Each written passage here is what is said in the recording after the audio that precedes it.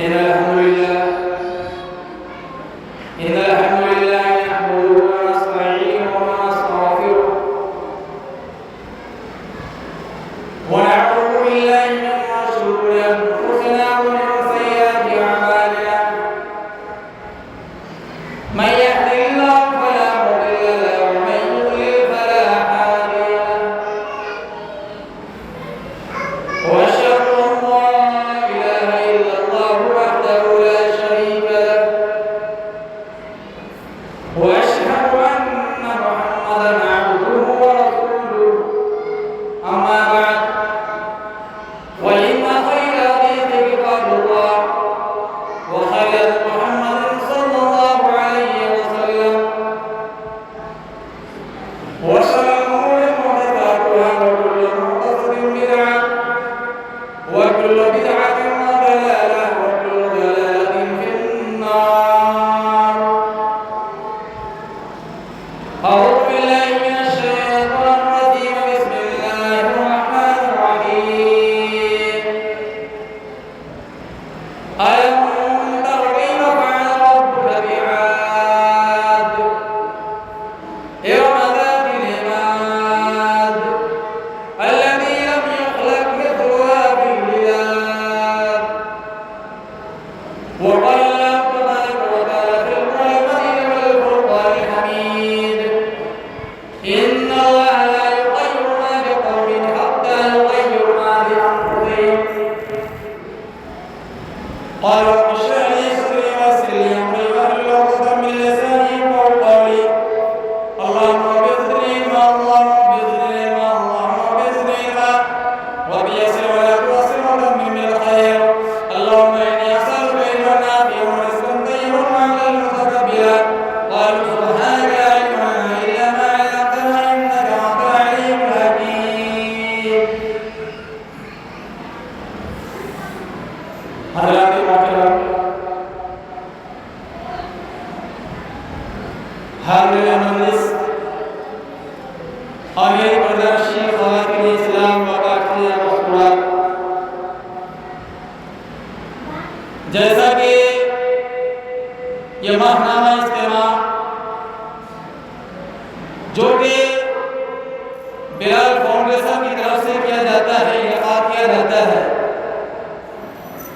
اس کا مقصد یہی ہے کہ ہم تمام مسلمانوں کے اندر دینی بیداری آئے، اللہ اس کے رسول کو پہچانے، حرام اور حلال کے درمیان تمیز کر سکے، اچھائی اور برائی کے درمیان فرق کر سکے. ماشاءاللہ کئی حد تک یہ پروگرام کامیاب بھی ہوا، انشاءاللہ آگے بھی کامیاب ہوگا. تو میں نے آپ لوگوں کے سامنے قرآن کریم کی 2 جگہ سے آیت کریمہ تلاوت کی ہے. جو میرا عنوان ہے، جو میرا مضمون ہے، وہ ہے گزشتہ قوموں کے تباہی کے اسباب. یعنی اس روئے زمین پر بہت سے قومیں آئی، ان قوموں کو اللہ رب العالمین نے نشت و نابود کر دیا، یعنی اسے سمائے ہستی سے مٹا دیا. یعنی اسے کیوں مٹایا گیا؟ اس کا ظلم کیا تھا؟ اس کے گناہ کیا تھے جس کی وجہ سے اللہ تبارک و تعالیٰ نے ایسے قوموں کو زمین سے نشت و نابود کیا؟ اسی طریقے سے میں نے آپ لوگوں کے سامنے 30واں پارہ سورہ فجر کی تلاوت کی ہے، چند آیتیں کریمہ تلاوت کی ہے، جس میں اللہ رب العالمین نے کچھ قوموں کا تذکرہ کیا ہے. قوم عاد، قوم ثمود، فرعون، ان تمام قوموں کا تذکرہ اللہ رب العالمین نے سورہ فجر کی آیت میں کیا. یعنی یہ وہ قومی ہے، یعنی یہ وہ قومیں ہیں جس پر اللہ رب العالمین کا عذاب آئے، جس کو اللہ رب العالمین نے تباہ و برباد کر دیا، جس کو اللہ رب العالمین نے اس دنیا سے تو مٹا دیا، لیکن آگے والی نسلوں کے لیے، آگے والی قوموں کے لیے عبرت بھی بنا دی. اس لیے اللہ رب العالمین نے قرآن کریم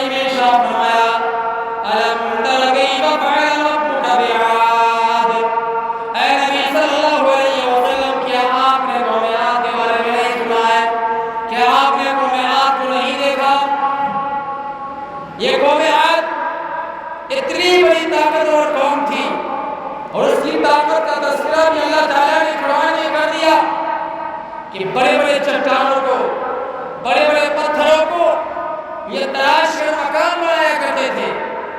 یہ قوم عاد اتنی بڑی قوم تھی اور یہ اپنی طاقت پر غرور بھی کیا کرتے تھے، تکبر بھی کیا کرتے تھے، کہا کرتے تھے من اشد منا قوہ، من اشد منا قوہ، ہم سے زیادہ طاقتور کون ہے؟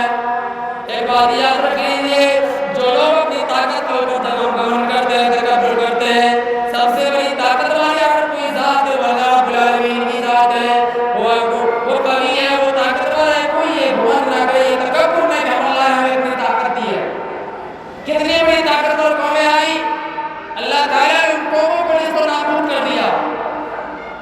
تو اسی تذکرہ اللہ نے قوم عاد کا کیا کہ الم تر کیف فعل ربک بعاد ارم ذات العماد، یہ بڑے بڑے پتھروں کو تراش کر لایا کرتے تھے اور مکان بنایا کرتے تھے۔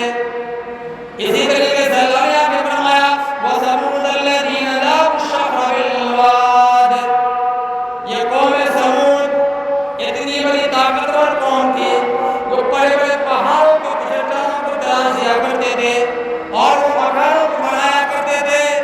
تو میرے بھائیوں، قوم عاد کی طرف اللہ رب العالمین نے ہود علیہ السلام کو نبی بنا کر بھیجا، قوم سمود کی طرف اللہ رب العالمین نے صالح علیہ السلام کو نبی بنا کر بھیجا، کہا جاؤ اس دین کی دعوت دو، اللہ کی دعوت دو، کتاب اللہ کی دعوت دو، سنت کی دعوت دو۔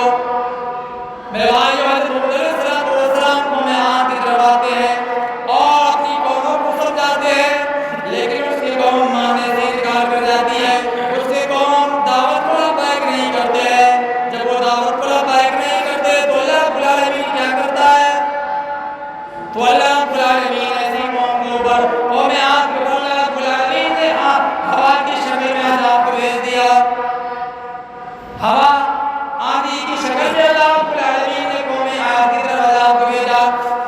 یہ آندھی مسلسل 7 راتیں اور 8 دن مسلسل چلتی رہی اور اتنی تیز ہوا تھی کہ مفسرین کرام لکھتے ہیں کہ قوم عاد کی لاشیں جو تھی، قوم عاد کی زندگی لوگ تھے، وہ زمین سے اٹھا کر اللہ رب العالمین آسمان پر لے جاتے، پھر آسمان سے اللہ رب العالمین زمین کو اوپر سے پلٹتے تھے۔ قرآن نے کہا یہ نصیحت ہے کأنهم أعجاز النخل خاویہ، اس کی لاشیں ایسی پڑی ہوئی تھی جیسے سوکھے ہوئے ٹلے کھجور کی پڑے ہو۔ اللہ رب العالمین نے قوم عاد کو نیست و نابود کر دیا۔ کیوں نیست و نابود کیا؟ انہوں نے نبی کے احکام کو نہیں مانا، اللہ کے احکام کو نہیں مانا، نبی کی بات کے اوپر لبیک نہیں کیا، اللہ کی جو باتیں فرمانے کا ان کی باتوں پر لبیک نہیں کہا، تو اللہ رب العالمین نے ان قوم کو نیست و نابود کر دیا۔ اسی طریقے سے اللہ رب العالمین حضرت قوم سمود کے اوپر حضرت صالح علیہ السلام کو نبی بنا کر بھیجتے ہیں۔ حضرت صالح علیہ السلام قوم سمود کی طرف جب آتے ہیں کہتے ہیں میں تیرا نبی ہوں، مجھے اللہ نے نبی بنا کر تمہارے طرف بھیجا ہے۔ تو قوم سمود کے لوگ کہتے ہیں ہم آپ کو نبی کیسے مان لیں، ہم آپ کو نبی کیسے مان لیں، چاہیے کوئی معجزہ لے کے آئیے۔ اس کے بعد اللہ تعالیٰ نے ایک پہاڑ سے اللہ تعالیٰ نے پہاڑ کے بیچ سے ایک اونٹنی کو پیدا کیا، ایک اونٹنی پیدا کیا اللہ رب العالمین نے۔ وہ صالح علیہ السلام کو اللہ رب العالمین نے کہہ دیا کہ اس اونٹنی کو اپنی قوم کو سمجھا دینا کہ اس اونٹنی کو غلط نگاہ سے، غلط نیت سے ٹچ نہ کرے۔ اس کے بعد صالح علیہ السلام اس اونٹنی کو لے کر جو اللہ رب العالمین نے معجزہ دیا، پہاڑ کے چٹان کے بیچ سے اللہ رب العالمین نے پیدا کیا، اس نے اونٹنی کو لے کر آتے ہیں۔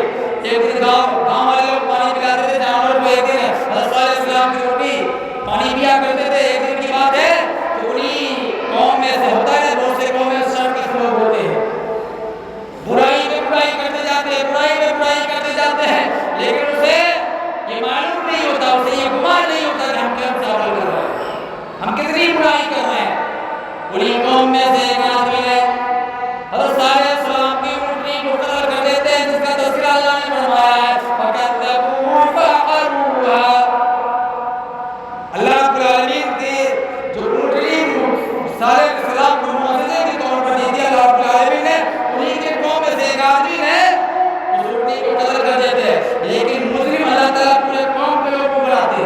یہ نہیں کہے گا نکا فَكَذَّبُوهُ ان لوگوں نے جھٹلایا فَعَقَرُوهَا اونٹنی کو ان لوگوں نے جزل کر دیا.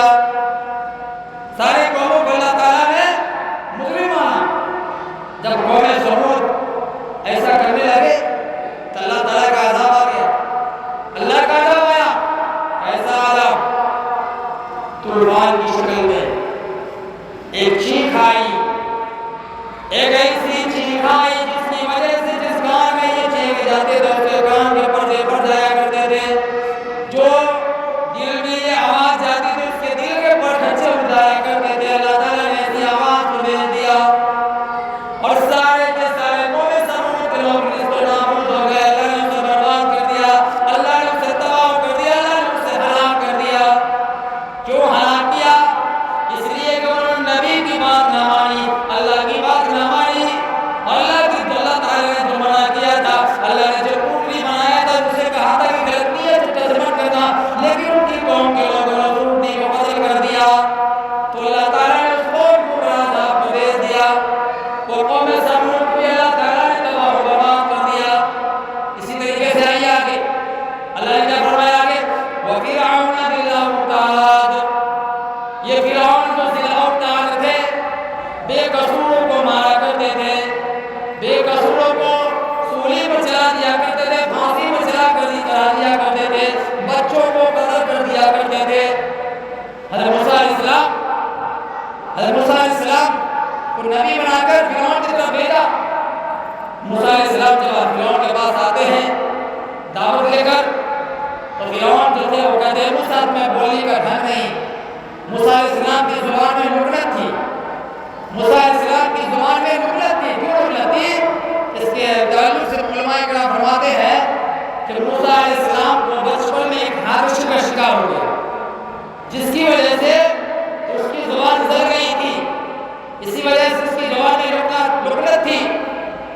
اسی لیے موسیٰ علیہ السلام ہمیشہ یہ دعا کرتے تھے اللہ تعالیٰ سے رب اشرح لی صدری ویسر لی امری واحلل عقدۃ من لسانی یفقهوا قولی. اے اللہ میرے لیے میرے سینہ کو کشادہ کر دے.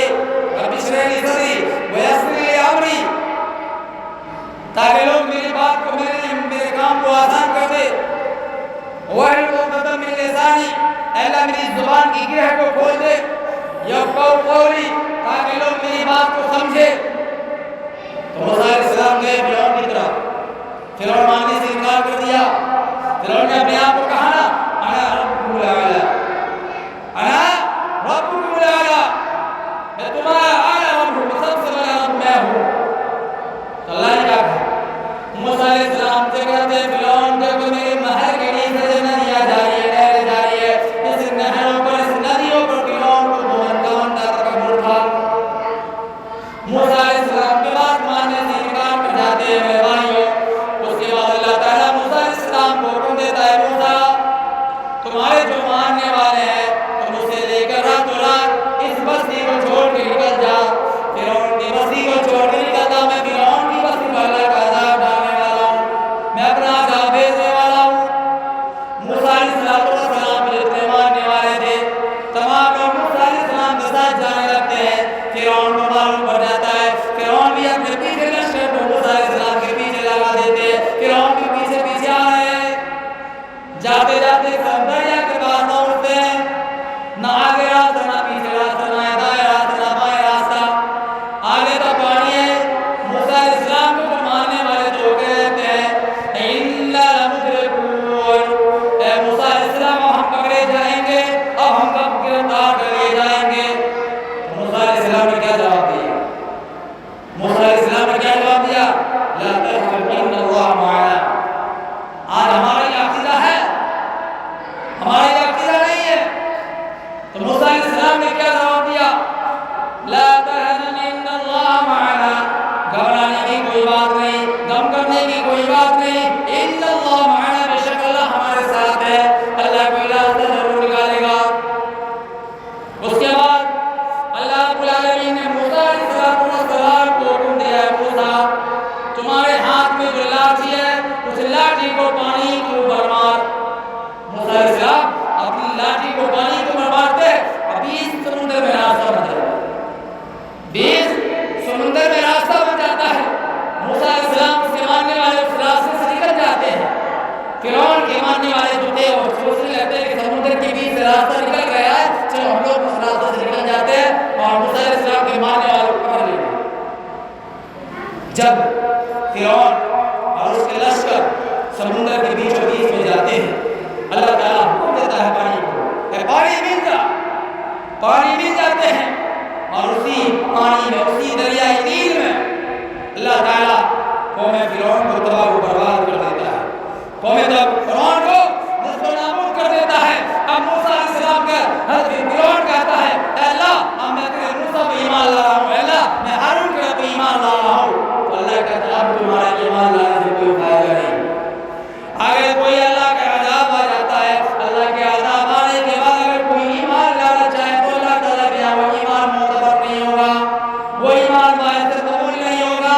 اسی طریقے سے آج یہ سورج پورا سے نکل رہا ہے، پچھم میں غروب ہو رہا ہے، لیکن اب قیامت کے دن یہ سورج جب پچھم سے طلوع ہوگا اور پورب میں غروب ہوگا، تب لوگ کہیں گے کہ ہم ایمان لا رہے ہیں، تو اللہ کے یہاں وہ بھی ایمان معتبر نہیں ہوگا، وہ اللہ کے یہاں قبول نہیں ہوگا۔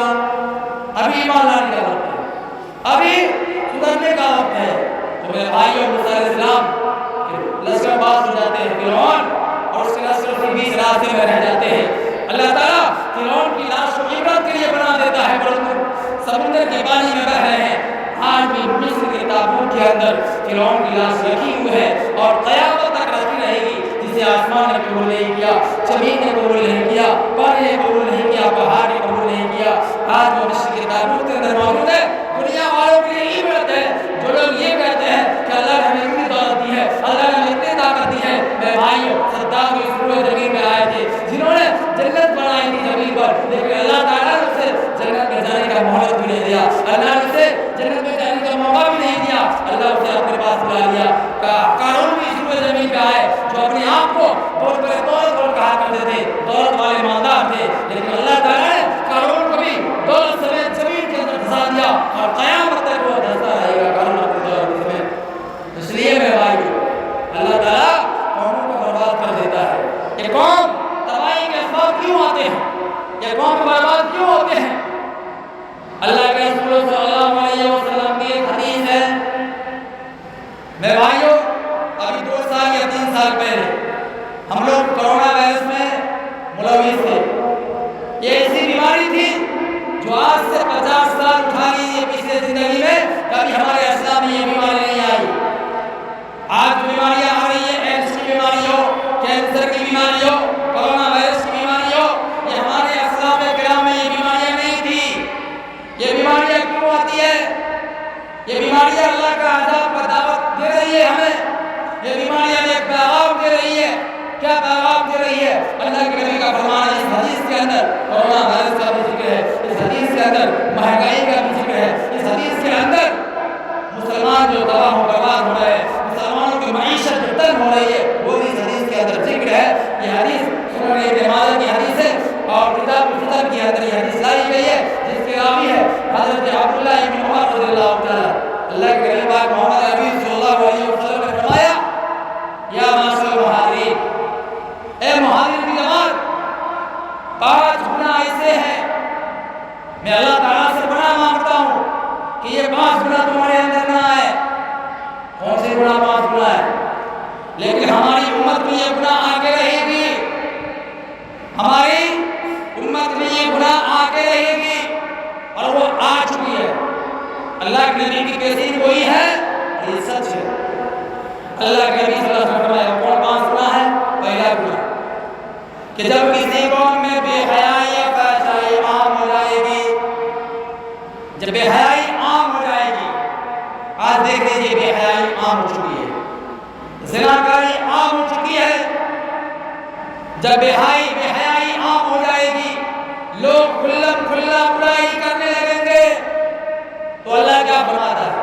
اللہ کیا کرے گا اس قوم کے اوپر؟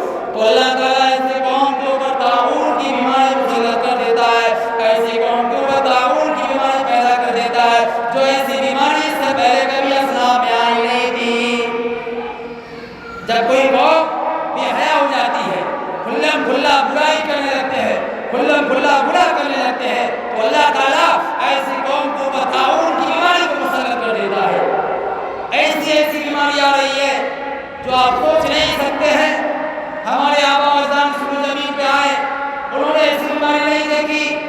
آج ایسی بیماری دیکھ لیجئے، کینسر کی بیماری دیکھ لیجئے، طرح طرح کی بیماریاں آ رہی ہیں۔ یہ بیماریاں ہمیں ایک پیغام دے رہی ہے۔ کیا پیغام دے رہی ہے؟ کہ ہمارے معاشرے کے اندر بے حیائی عام ہو رہی ہے، زناکاری عام ہو رہی ہے میرے بھائیوں۔ اس لیے اللہ کے نبی کی فرمان بھی ہے، اللہ کے نبی کا فرمان ہے کہ میری امت اس وقت فنا نہیں ہوگی، لا تفرح هذه الامہ، لا تفنى هذه الامہ، میری امت اس وقت فنا نہیں ہوگی جب تک کہ لوگ کھلا راستے پر برائی کرنے نہ لگیں گے، جب تک کہ لوگ کھلا راستے پر برائی نہ کرنے لگیں گے اور جانور کی طریقے سے لوگ برائی کریں گے۔ جس طریقے سے آج جانوروں کو آپ دیکھتے ہوں گے کس طریقے سے برائی کرتے ہیں، اسی طریقے سے انسان راستے پر برائی کرنے لگیں گے۔ آج دیکھ لیجئے کوئی خاندان، کوئی گڑیا، کوئی بستی، کوئی گاؤں، یہ زناکاری سے خالی نہیں ہے میرے بھائی۔ یہ ہمارے معاشرے میں زناکاری عام کیوں ہو رہی ہے؟ جبکہ قرآن میں اللہ نے فرمایا وَلَا تَقْرَبُوا الزِّنَا إِنَّهُ كَانَ فَاحِشَةً وَسَاءَ سَبِيلًا، اے مسلمانوں تم زنا کے قریب مت جانا، إِنَّهُ كَانَ فَاحِشَةً وَسَاءَ سَبِيلًا، یہ فحش راستہ اور برا راستہ ہے۔ لیکن آج ہمارا مسلم سماج، ہمارا معاشرہ یہ زناکاری کے قریب ہو رہی ہے، یہ بے حیائی کی طرف دعوت دے رہی ہے۔ ہماری مائیں بہنیں بے پردگی کے ساتھ نکل رہے ہیں۔ یہ کون سی جس چیز کی دعوت دے رہی ہے میرے بھائیوں؟ یہ بے حیائی کی دعوت دے رہی ہے، برائی کی دعوت دے رہی ہے، یہ زناکاری کی دعوت دے رہی ہے۔ جبکہ اللہ نے فرمایا کہ تم زنا کے قریب مت جانا۔ اس لیے اللہ کے نبی صلی اللہ علیہ وسلم نے نکاح کو آسان قرار دیا ہے اور زنا کو مشکل۔ لیکن آج کیا ہے؟ نکاح کو ہم لوگوں نے مشکل بنا دیا اور زنا کو آسان کر دیا۔ نکاح کو مشکل بنا دیا گیا اور زنا کو آسان کر دیا۔ نکاح جب تک نہیں ہوگی جب تک 1 لاکھ 2 لاکھ 3 لاکھ یہاں تک 5 لاکھ چلتا ہے، 4 چکا چلتا ہے، 2 چکا چلتا ہے۔ اب غریب کی بچی ہے، وہ بچی کی شادی کرنے کے لیے پیسے لائیں گے کہاں سے؟ جب وہ بچی جوان ہو جاتی ہے، وہ جب بھی بالغ ہو جائے گی، اس کے اندر بھی تو خواہش ہے، اس کے اندر بھی تو آرزو ہے، اسے غیر کی نظر سے مسلمان دیکھو تو صحیح۔ اللہ نے مسلمان کو نہیں دیا، وہ اپنی بچی کی شادی کہاں سے کریں گے؟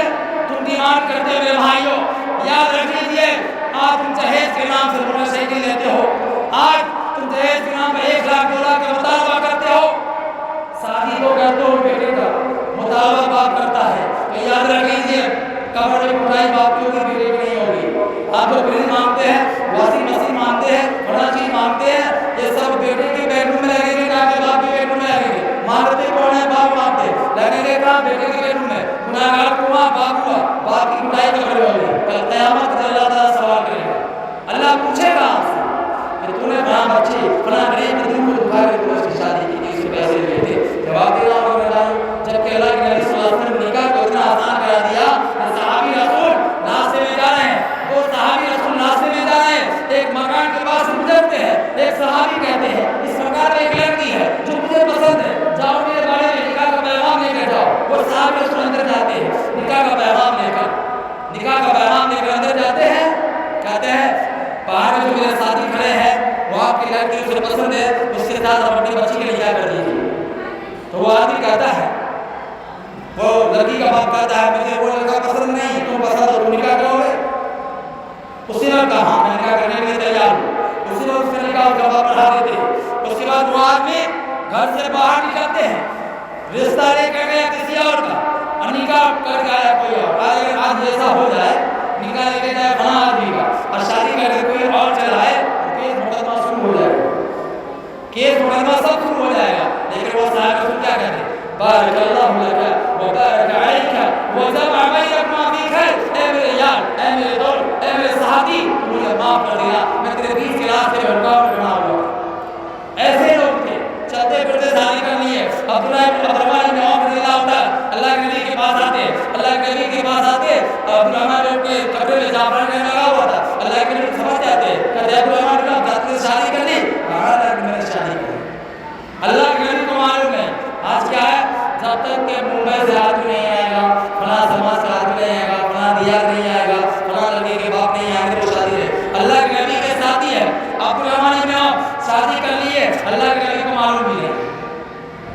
تو میرے بھائیوں نکاح کو آسان کیجیے اور زنا کو مشکل بنائیے، تب جا کر یہ بے حیائی زناکاری ہمارے معاشرے سے دور ہوگی۔ اب زناکاری کیوں ہوتی ہے؟ یہ زناکاری کیوں ہوتی ہے؟ اللہ تعالیٰ نے سورہ مومنون میں فرمایا کہ والذین هم لفروجہم حافظون، کامیاب لوگوں کی جو نشانی اللہ تعالیٰ نے بتایا ہے سورہ مومنون کے اندر، ان میں سے ایک علامت یہ بھی بتائی ہے کہ جو لوگ اپنی شرمگاہ کی حفاظت کرتے ہوں گے، اللہ کے یہاں یہ لوگ کامیاب ہوں گے، جو لوگ اپنی شرمگاہ کی حفاظت کرتے ہوں گے۔ اور ایک حدیث میں اللہ کے نبی صلی اللہ علیہ وسلم نے فرمایا کہ تم دو چیزوں کی مجھے ضمانت دے دو، میں تمہیں جنت کی ضمانت دیتا ہوں۔ تم مجھے دو چیزوں کی ضمانت دے دو، میں تمہیں جنت کی ضمانت دیتا ہوں۔ وہ دو چیز کیا ہے؟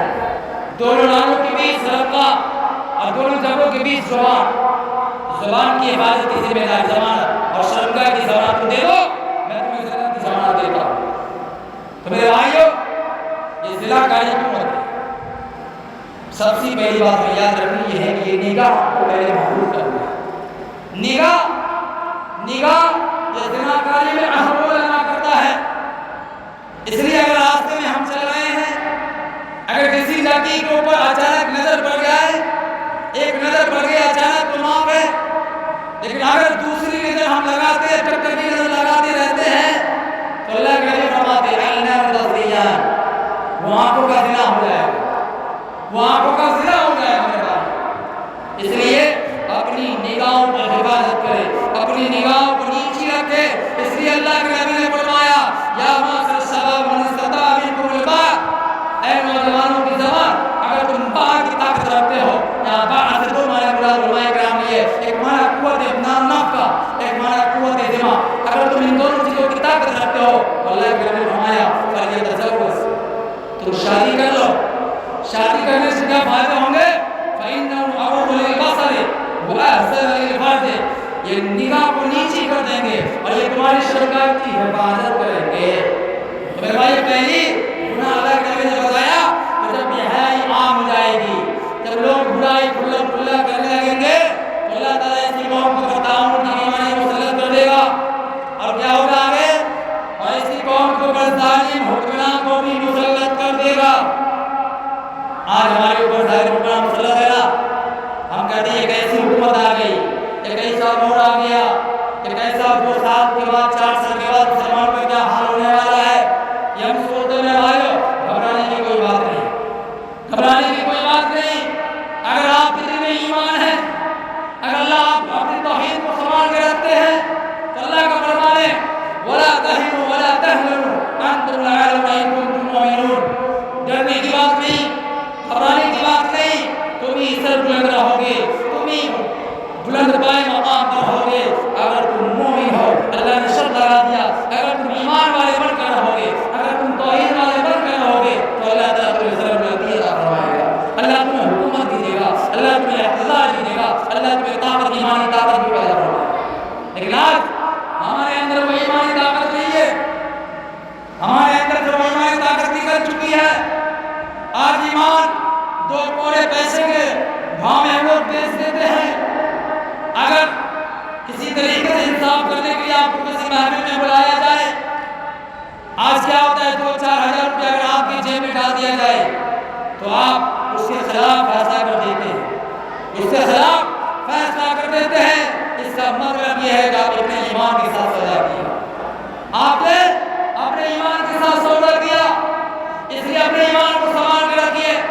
صحابہ کرام کا ایمان کے ساتھ تھا، جب وہ لوگ جنگ کے میدان میں لڑنے کے لیے جاتے، جب نماز کا وقت ہو جاتا، صحابہ کرام نماز پڑھنے لگتے تھے تو کفار مسلمین جو تھے، جو لوگ یہ لوگ جو ظالم حکمران لوگ تھے، وہ لوگ یہ کہنے پر مجبور ہو جایا کرتے تھے یہ مسلمانوں کا قائد اعظم کیسا ہے، یہ مسلمانوں کا حکمران کیسا ہے کہ اپنے رب کو بھولتا نہیں ہے۔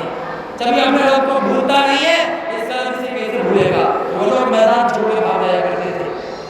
ابھی بلال فلسطین اور اسرائیل کے بیچ جنگ ہو رہی ہے، جنگ ہو رہی ہے۔ پرسوں کی بات ہے کہ میں نے سوشل میڈیا پر ایک بچے کا ویڈیو وائرل ہوا، 6 سال کا بچہ تھا، تقریباً 6 سال کا بچہ تھا، 6 سال کا بچہ جسے بولنے کی ٹھاک نہیں ٹھیک سے، اسرائیلی فوج حماس کے اندر گھس گیا، 4 اسرائیلی فوج تھے، اور وہ بچہ اس اسرائیلی فوج سے ٹکرا جاتے ہیں اور اسے اپنی زبان میں اس سے گفتگو کرنے لگتے ہیں۔ اس کے ہاتھوں میں ہتھیار ہے، اس کے ہاتھوں میں گولے بارود ہے، اس کے ہاتھوں میں بم ہے، لیکن اس کے باوجود بھی وہ بچے اس سے آنکھ میں آنکھ ملا کر بات کر رہے ہیں۔ کیوں بات کر رہے ہیں؟ آخر کیا کون سی طاقت تھی؟ وہ کون سی طاقت تھی اس بچے کے اندر جو اسرائیل فوج سے آنکھوں میں آنکھ ملا کر بات کر رہے ہیں؟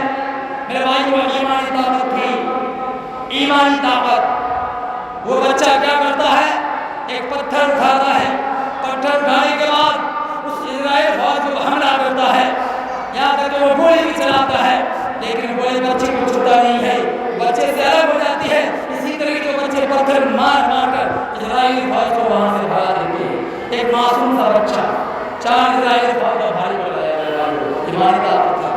لیکن آج ہمارے اندر وہ ایمان نہیں ہے۔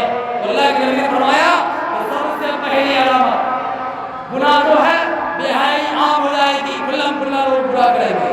دوسری وَلَا يَنقُصُ الْمِكْيَالُ وَالْمِيزَانَ، جب ناپ تول میں کمی ہونے لگے گی، ناپ تول میں کمی ہونے لگے گی، جب کاروبار میں لوگ چوری کرنے لگیں گے۔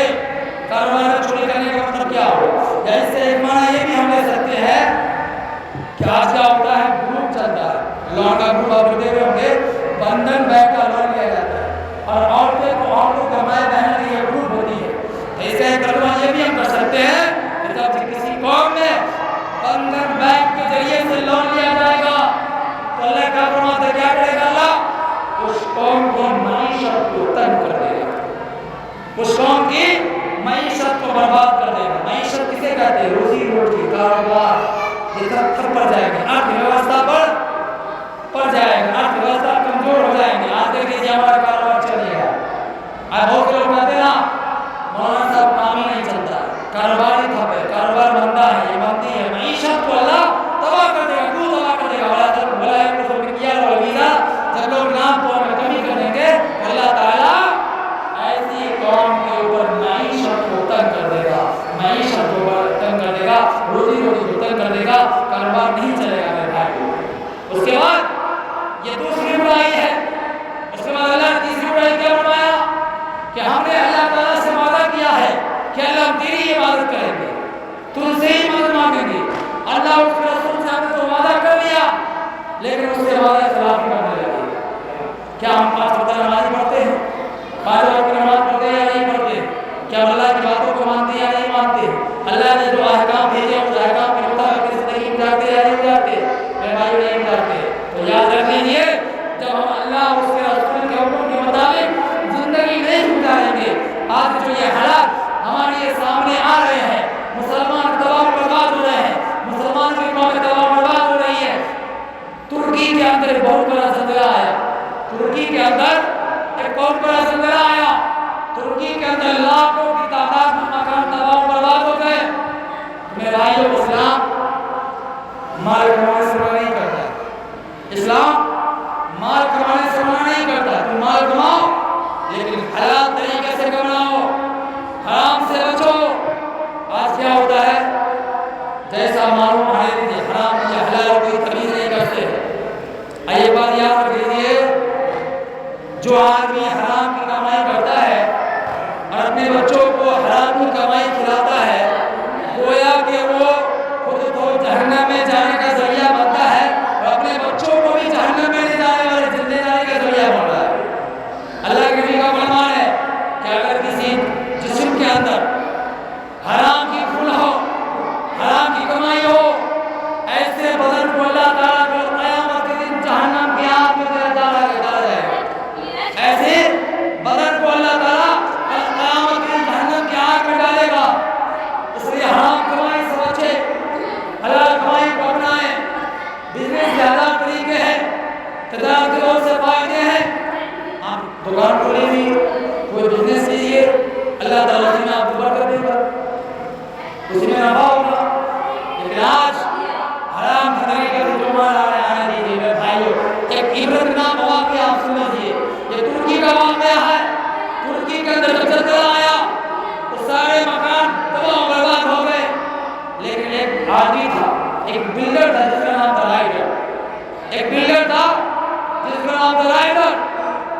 اس کے کوئی مکان نہیں کرتے ہیں. وہ مسلمان تھا، وہ نمازی تھا، وہ مومن تھا، لیکن اس کے مکان نہیں کرتے. پریز والے اس سے سوال کرتے ہیں، اے بائیڈر ہے جائیڈر، ترکی کے اندر جتنے مکان ہیں تمام مکان گر گئے، لیکن اے بائیڈر تمہارے مکان کو کچھ نہیں ہوا، کیا بات ہے؟ وہ بائیڈر جواب دیتے ہیں کہ میرے بھائی فیصلہ سن لو، مجھے معلوم تھا کہ اس ترکی کے اندر ایک دن زلزلہ آئے گا تو میں اپنے مکان کے اندر اچھے مٹیریل دیے، اچھے مسالے دیے تاکہ میرے مکان کو زلزلے سے کوئی نقصان نہ ہو. اور دوسری بات، میرے مکان کے اندر 1 روپیہ بھی حرام کا نہیں لگا ہوا ہے. میرے مکان کے اندر 1 روپیہ بھی حرام کا نہیں ہے، سب حلال کے ہے. اور میرے باپ نے یہ وصیت بھی کی تھی، میرے باپ نے یہ وصیت بھی کر دی تھی، اے میرے بیٹے 100 روپیہ حرام کے گناہ پہ ایک طرف اور 10 روپیہ کے گناہ پہ حلال کے ایک طرف. 10 روپیہ کو تم اختیار کر لینا، لیکن حرام کے 100 روپیہ گناہ پہ تم اختیار نہ کرنا پڑے. اس لیے مال کمانے سے منع نہیں کیا. اللہ نے کیا فرمایا؟ ان اللہ لا یغیر ما بقوم حتی یغیروا ما بانفسہم. بے شک اللہ تعالیٰ اس قوم کی حالت کو تب تک نہیں بدلتا ہے جب تک کہ وہ قوم اپنی حالت کو خود نہ بدل لے. اللہ تعالیٰ ہماری حالت کو کیسے بدلے؟ جب تک کہ ہم اپنی حالت کو خود نہ بدل لے. ہماری حالت بدل نہیں رہی ہے. زمین پہ دن کا دن کتنا فساد برپا ہو رہے ہیں. اللہ نے فرمایا جہر الفساد فی الارض والبحر بما کسبت ایدی الناس. اس روئے زمین پر خشکی میں گری میں جو بھی فتنہ و فساد برپا ہوتے ہیں، یہ نشان تمہارے ہاتھوں کی کمائی ہے، تمہارے اعمالوں کا یہ نتیجہ ہے، یہ تمہارے اعمالوں کا ثمرہ ہے. تمہیں بھائی ادھر اصلاح کی ہے، پہلے ہم اپنے اندر اصلاح کریں، اپنے اندر ایمان کو پیدا کرے. ایمان کسے کہتے ہیں؟ ایمان کسے کہتے ہیں؟ اسلام کسے کہتے ہیں؟ آئیے حدیث رسول سے سمجھتے ہیں.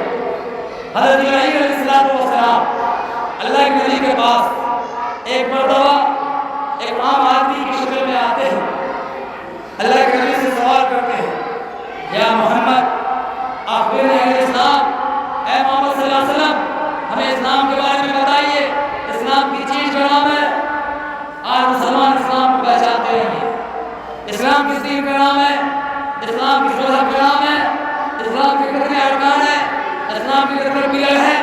یہ ہمیں معلوم نہیں. اللہ کے نبی سے سوال کرتے ہیں فرشتے، اللہ کے نبی جواب دیتے ہیں، ان تشہد ان لا الہ الا اللہ وان محمد رسول اللہ. بے شک اللہ کی گواہی دی جائے محمد صلی اللہ علیہ وسلم اس کے بندے اور اس کے رسول ہے. وتقیم الصلاۃ، نماز قائم کرے اور پوری زکات ادا کرے. وتصوم رمضان کے مہینے کے روزے کے وتحج البیت بیت اللہ کرے. اللہ نے انتظام دیا تو یہ اسلام کی بنیاد 5 چیزوں پر ہے. یہ اسلام کے 5 کھمبے ہیں. جس طریقے سے مکان بناتے ہیں، مکان میں 4 پلر دیے، 5 پلر دیے، اگر ان میں سے ایک پلر ہم ہٹا دیں گے تو ہمارے مکان کمزور ہو جائیں گے. اسی طریقے سے اسلام کی کھمبوں میں سے ایک کھمبا اٹھا دیتے ہیں تو ہمارا دین کمزور ہو جائے گا. اللہ کے نبی کا فرمان ہے، من اقام احکام الدین ومن حرم حرم الدین. جس نے دین کو قائم رکھا، جس نے پلر کو قائم رکھا، اس نے دین کو قائم رکھا. جس نے ان پلروں میں سے، ان بنیادوں میں سے کسی ایک بنیاد کو منحصر کر دیا، وہ ہے اس نے دین کو منحصر کر دیا. اس کے بعد اللہ کے نبی سے سوال کرتے ہیں، یا محمد اخبرنی عن الایمان، اے محمد صلی اللہ علیہ وسلم ہمیں ایمان کے بارے میں بتائیے، ہمیں ایمان کے بارے میں بتائیے. ایمان کی بنی بات کیا ہے؟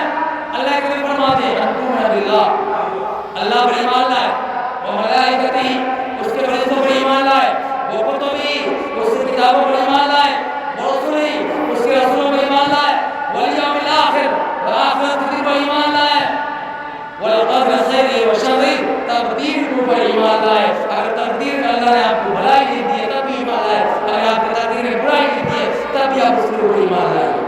یہ ایمان ہے، ایمان کی بڑی واسطہ ہے. لیکن آج ہم ایمان کو سمجھتے نہیں ہیں، ہمارا عقیدہ مضبوط نہیں ہے، ہمارا توحید مضبوط نہیں ہے. اس لیے توحید کی دعوت دینا ضروری ہے، توحید کی بنیادی باتیں بتانا ضروری ہے. توحید کسے کہتے ہیں؟ آج ہم اپنے عقیدے کی بدشگونی ہوتی ہے. آج لوگ جھاڑ پھونک کرواتے ہیں. یہ سب کیا ہے میرے بھائیوں؟ اللہ کے نبی نے فرمایا اس حدیث کو سنیے وقت بھی ہو جائے گا اور شیخ کی طبیعت میں کچھ ناسان ہے اس لیے شیخ نے کہا سوا سات تک ہمارا آپ کیجیے. سوا سات سے پڑے آتا صاحب فضل الرحمان صاحب کرے گے. ان کا حکم ہے اس لیے اس حکم کے شاہ آپ کو پروگرام کا یہاں تک تمہارا پروگرام کو لے جا رہے ہیں. یہ حدیث کو سنیے. حضرت عبداللہ ابن عباس رضی اللہ عنہ بیان فرماتے ہیں اللہ کے نبی صلی اللہ علیہ وسلم کو ایک مرتبہ بہت ساری امتیوں کو پیش کیا گیا اور ادھر علیہ الامم میرے سامنے بہت ساری امتیوں کو پیش کیا گیا اور کیا دیکھتے ہیں کوئی اللہ کے نبی کے سامنے کچھ ایسی نبی کو ملائے گئے جس کے ساتھ دو لوگ ایمان لانے والے تھے. کچھ ایسے نبی کو ملائے گئے جس کے ساتھ ایک ایمان لانے والے تھے اور کچھ ایسے نبی بھی آئے فلیس معه احد اس کے ساتھ کوئی ایمان لانے والا نہیں. زندگی بھر دین کی دعوت دیتے رہے, توحید کی دعوت دیتے رہے, اللہ کی طرف بلاتے رہے, لیکن لوگوں نے اس کی دعوت کو لبیک نہیں کہا. آج دیکھ لیجیے مقرر اکرام آئیں گے, علماء اکرام آئیں گے, آپ کو دین کی دعوت دیں گے, اللہ اور اس کے رسول کی باتیں بتائیں گے. اگر اس باتوں کو ہم مانتے ہیں, اگر اس کو عمل کرتے ہیں تو ہمارا فائدہ ہے. اگر اس باتوں کو نہیں مانتے اس سے علماء اکرام کو کوئی نقصان نہیں پہنچنے والا ہے بلکہ آپ سے نقصان پہنچنے والا ہے. ایسے نبی بھی آئے سورہ زمین پر جن کے ساتھ کوئی ایمان لانے والا نہیں تھا. اس کے بعد اللہ کے نبی سامنے, اللہ کے نبی کے سامنے ایک بہت سارے امتیوں کو پیش کیا گیا. بہت سارے لوگوں کا مجمع اللہ کے نبی دیکھا اور اس نے کہا یہ موسیٰ علیہ السلام کی امت ہے. اس کے بعد امت محمدیہ کو پیش کیا گیا. اس کے بعد اللہ کے نبی سے کہا گیا آپ کی امتی میں تو سب سے زیادہ جنت میں داخل ہوگی. اسی موقع سے اللہ کے نبی نے فرمایا تھا کہ میری امت میں 70,000 افراد بغیر حساب کے اور بغیر عذاب کے جنت میں داخل ہوں گے. میری امت میں سے 70,000 افراد بغیر حساب کے اور بغیر عذاب کے جنت میں داخل ہوں گے. علماء کرام کا قول ہے کہ جو لوگ اس جملے میں داخل ہوں گے بغیر حساب کے بغیر عذاب کے جنت میں داخل ہوں گے وہ کون لوگ ہوں گے؟ اللہ کے نبی نے آگے وضاحت کر دی ہے. اور جو لوگ اس جملے میں داخل ہوں گے تو ایسے آدمی سے قبر میں سوال نہیں ہوگا. قبر میں فرشتے سوال کریں گے ہمارا پورا مادی مقرر نبی ہوگا, اس سے قبر میں بھی سوال نہیں ہوگا, اس کا داخلہ ڈائریکٹ جنت میں ہو جائے گا. وہ 4 قسم لوگ کون ہوں گے؟ پہلا ہم الذین لا یسترقون, جو لوگ جھاڑ پھونک نہیں کرواتے ہوں گے. اب یہ نہیں کہیے گا کہ مولانا صاحب جھاڑ پھونک کرنے سے منع فرمایا. اگر آپ کے بچے بیمار پڑ جائے, آپ بیمار پڑ جائیے تو جھاڑ پھونک آپ کرانا قرآن آیت پڑھ کے دعا پڑھ کے ثابت ہے, سنت ثابت ہے, ضروری کر سکتے ہیں. لیکن ایمان کا توکل درجہ, ایمان کا اعلیٰ درجہ تو یہی ہے اگر آپ کے بچے بیمار پڑ جائے, آپ بیمار پڑ جائیے, آپ خود قرآن آیات کو یاد کیجئے, آپ خود دعا کو یاد کیجئے, آپ خود کو دم کیجئے تو آپ اس جملے میں داخل ہو جائیں گے. ہم الذین لا یسترقون, جو لوگ جھاڑ پھونک نہیں کروائیں گے وہ لوگ بغیر حساب کے بغیر عذاب کے جنت میں داخل ہوں گے. دوسرا, جو لوگ بدشگونی نہیں لیتے ہوں گے. بدشگونی کسے کہتے ہیں؟ تھوڑا پانی نہیں. بدشگونی کسے کہتے ہیں؟ آج کیا ہوتا ہے, ہم لوگ تجارت کرنے والے سنیچر کی تجارت کی, اتوار کو کی, اتوار کو کی, منگل کو نقصان ہو, پھر بدھ کی, جمعرات کی, جمعہ کی, سنیچر کی, اتوار کی, اتوار کی, منگل کو نقصان ہو گیا. آپ ہم یہ سمجھتے ہیں کہ منگل کے دن ہم بزنس نہیں کریں گے, اس سے نقصان ہو جاتا ہے.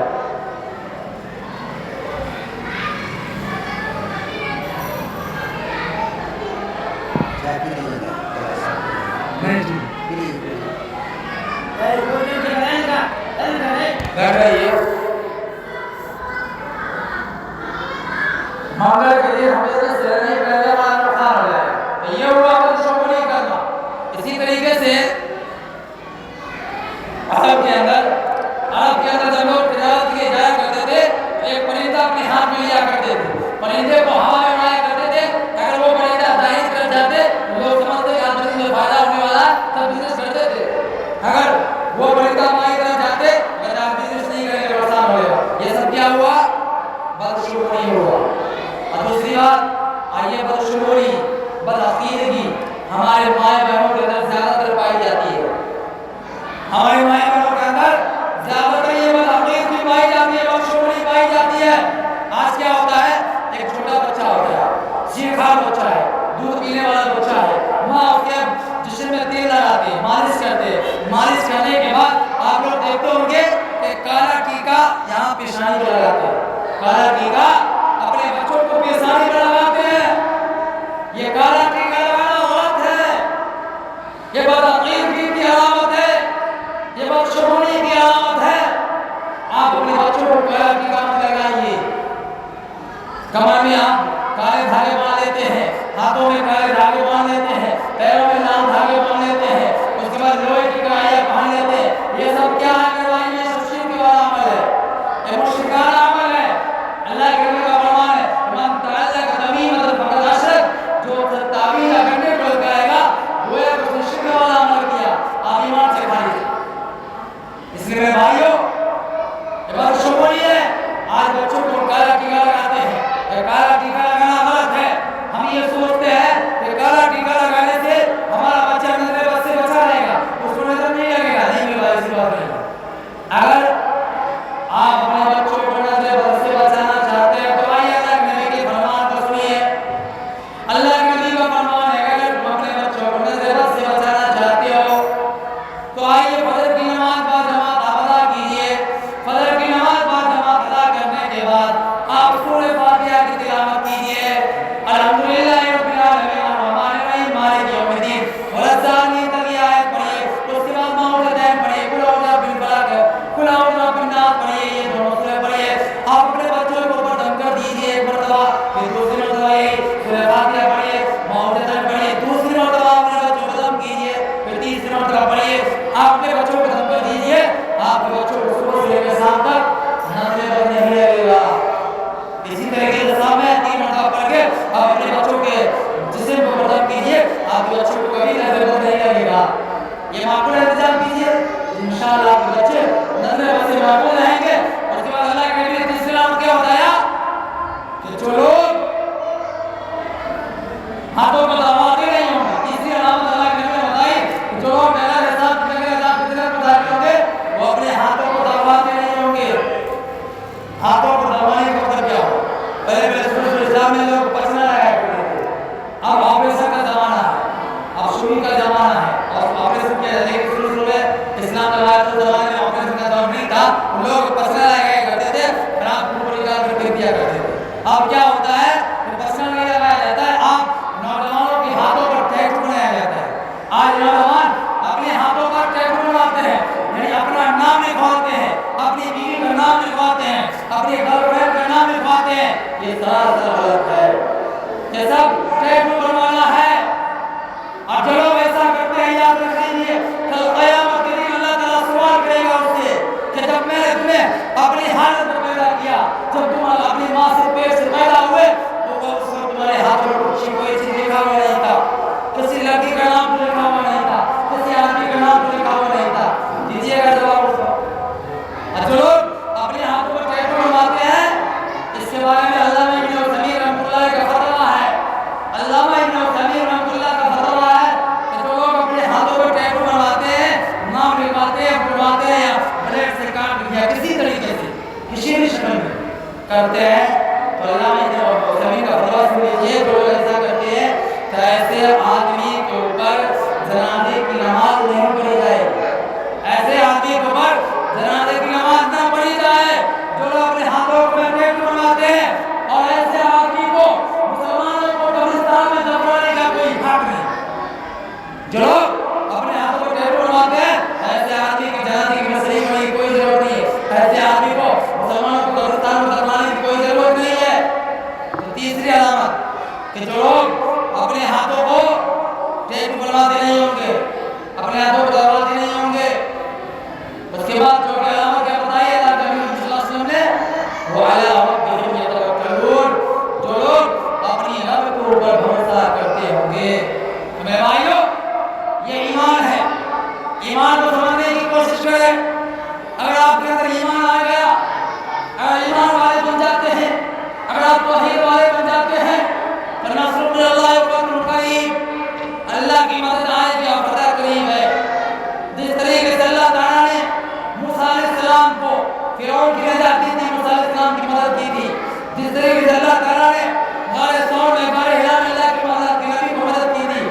इंशाअल्लाह आज की इस दौड़ में भी अल्लाह हमारी मदद के लिए तैयार है। जिस तरीके से अल्लाह ताला ने अबरार की कौम को अबावील चिड़िया के तरीके से निस्तनाबूद कर दिया, हाथी वालों को तबाह बर्बाद कर दिया, कि अल्लाह इस चीज पर कादिर नहीं कि जालिम हुक्मरानों को तबाह बर्बाद करे। लेकिन जरूरत इस बात की है कि पहले हम अपने आप को बदले, पहले अपने हालात को सुधारे, तब इसका कि अल्लाह हमारे हालात को बदलेगा। अपने अंदर ईमानी ताकत पैदा करे, अपने अंदर ईमानी जज्बा पैदा करे, अपने अंदर तौहीद को मजबूती से सामने रखे, अकीदा को संभाल के रखे, तब आप दबाव में नहीं होंगे। अगर ईमान आपका बिगड़ जाता है, फिर आपका तौहीद खराब हो जाता है, फिर आपका अकीदे की इस्लाह नहीं हो पाती है, इंशाअल्लाह आने वाला वक्त है कि अल्लाह आपको तबाह बर्बाद कर देगा। आप जालिम के तरीके से कर रहे हो, अल्लाह को कोई परवाह नहीं करेगा। इसलिए जो इस बात की है कि अपने अंदर ईमान को पैदा करें, अपने अंदर ईमान की ताकत है। इन्नल्लाह ला युग़य्यिरु मा बिक़ौमिन हत्ता युग़य्यिरु मा बिअनफुसिहिम। बेशक अल्लाह उस कौम की हालत को उस वक्त तक नहीं बदलता है जब तक कि वो कौम अपनी हालत को खुद ना बदलने पाए। इसलिए ये ईमान की दौलत को मामले में समझिए। अगर आप गरीब हैं, आप बुलाने को मकान नहीं, पहनने को कपड़ा नहीं, खाने को खाना नहीं, रहने को मकान नहीं, लेकिन अगर आपके पास ईमान की दौलत है, ये समझ जाइए कि दुनिया की सबसे बड़ी दौलत हमारे पास मौजूद है। अगर आपके पास ईमान की दौलत है, तो समझ जाइए कि सबसे बड़ी ईमान की दौलत हमारे पास मौजूद है। आज इस रूए ज़मीन में हम देखते हैं, पत्थरों की इबादत हो रही है, सूरज की इबादत हो रही है, चांद की इबादत हो रही है, दरख्तों की इबादत हो रही है, लेकिन अल्लाह ने हमें ईमान वाला बनाया। हम ये समझते हैं हम तौहीद वाला ने हमें बनाया। इसलिए हमें चाहिए अपने ईमान को अल्लाह का शुक्रिया अदा करें कि अल्लाह ताला ने हमें मोमिन बनाया, अल्लाह ने हमें तौहीद वाला बनाया, अल्लाह हमें ईमान वाला बनाया। अगर आपके अंदर ईमान रहेगी तो अल्लाह की मदद भी आएगी। अगर आपके अंदर ईमान चली जाएगी, अल्लाह और उसके रसूल के मुताबिक अगर हम अपनी जिंदगी को गुजारने वाले नहीं बनेंगे, उसके अहकाम को छुड़ाएंगे, तो जरूर अल्लाह का अज़ाब भी हमारे ऊपर आने वाला है। इसलिए भाइयों, दोस्तों, अल्लाह के अज़ाब नहीं होते जब कोई कौम शिरक हो जाती है, जब कोई कौम गुनाह पे गुनाह करते जाते हैं, तकब्बुर करने लगते हैं, घमंड करने लगते हैं, हर क्रिया हो जाए बड़े सुंदर हो जाए मिजाज हो जाते हैं, तकब्बुर करने लगते हैं, तो ऐसी कौम को अल्लाह का अज़ाब आ जाता है, ऐसी कौम को अल्लाह ताला बर्बाद कर देता है। तो बात ये है कि अल्लाह ताला हम तमाम मुसलमानों को कहने सुनने से ज़्यादा उस पर अमल करने की तौफीक अता फरमाए। आमीन। अल्लाह तमाम मुसलमानों को अल्लाह वो ईमान वाला बना दे। आमीन। अल्लाह तमाम मुसलमानों को अल्लाह अक़ीदों की इस्लाह करने की तौफीक अता फरमाए। आमीन। अल्लाह जो हम में से भाई पर गाय करने की तौफीक अता फरमाए। आमीन। अल्लाह जब तक हमें जिंदा इस्लाम पर जिंदा जब हमारा